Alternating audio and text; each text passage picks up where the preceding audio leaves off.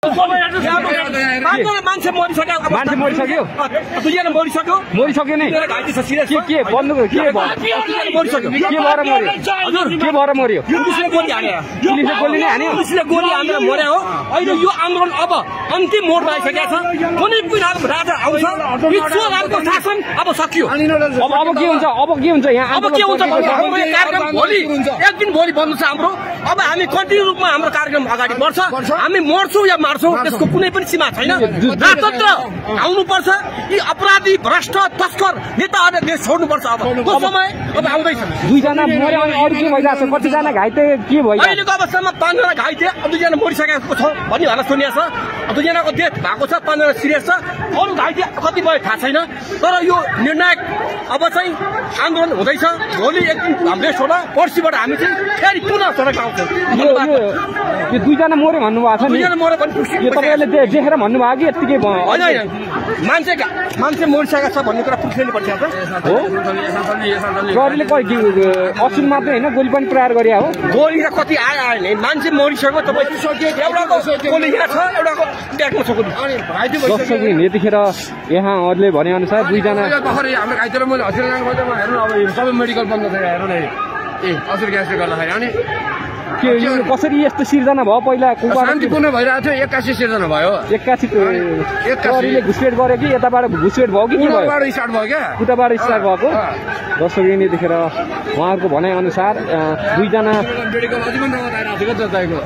जनाको मृत्यु भइसकेको भन्ने उहाँहरूको भनाइ अनुसार 2 जनाको मृत्यु भइसकेको छ भन्ने कुरो आइसकेको छ भने आधिकारिक रूपमा चाहिँ हामीलाई पनि त्यति थाहा छैन। उहाँहरूको भनाइ अनुसार 2 जनाको मृत्यु भइसकेको छ र 5 जना घाइते हुनुभएको छ भन्ने कुरो आइरहेको छ। यहाँ प्रहरीले असुर ग्यास 100औं सङ्ख्यामा असुर ग्यास प्रहार गरिसकेको छ। केही मान्छेहरू हामीले घाइते भएको पनि यहाँ भर्खरै हामीले तपाईँहरू सामु एकजना देखाइसकेका थियौँ। अब के हुन्छ भन्ने कुरा चाहिँ भन्न सकिन्न। यतिखेर यो 3 कुनेको अवस्था तनावग्रस्त छ यतिखेर देख्न सकिन्छ। प्रहरीले असुर ग्यास हानेको हानेछ। 100औं सङ्ख्यामा असुर ग्यास हानेको छ भने जनताहरूमा एकदम आक्रोशित झन्भन्दा झन् बढेको छ। उहाँहरूमा आक्रोश बढेर यतिखेर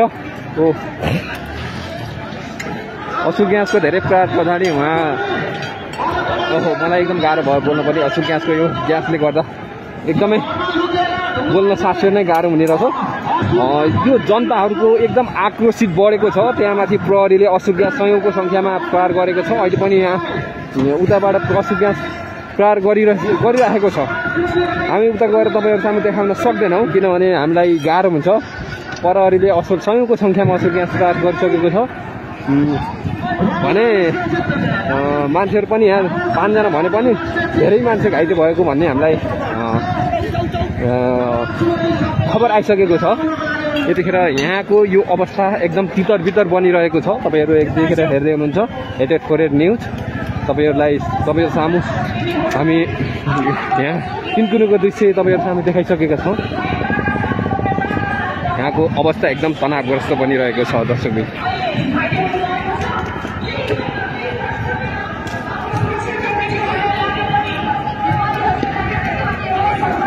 यतिखेर फेरि यहाँको कार्यक्रम सुचारू भइसकेको छ। बीचमा क्यान्सल भएको थियो।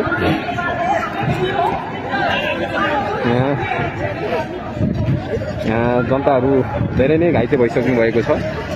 त्यो 3 कुनेको अवस्था यतिखेर थोरै माहौल शान्ति जस्तो देख्न सकिन्छ। प्रहरीले यतिखेर असुर ग्यास प्रहार गरिरहेकै रहेछ। प्रहार गरिरहेकै छ भने केही शान्त भइरहेको छ यहाँको माहौल। प्रहरीले नै आफ्नो पानीको फोर्स हानिरहेको थियो। अघि फोरा हानेको थियो भने अहिले पानीको फोरा हान्न पनि कम गरेको छ र जनताहरू यतिखेर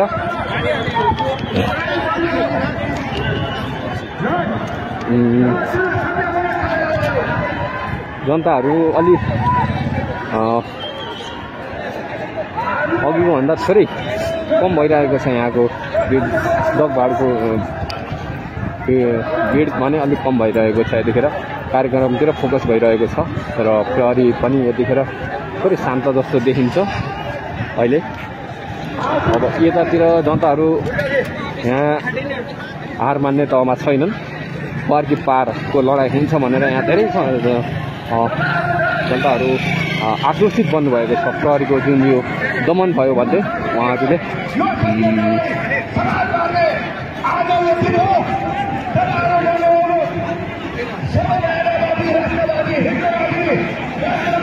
यो किनकुनेको अवस्था अहिले थोरै माहौल शान्ति जस्तो केही शान्त भयो जस्तो देख्न सकिन्छ अरूदेखि धेरै जनताहरू घाइते हुनुभएको छ र 2 जनाको मृत्यु भएको छ भन्ने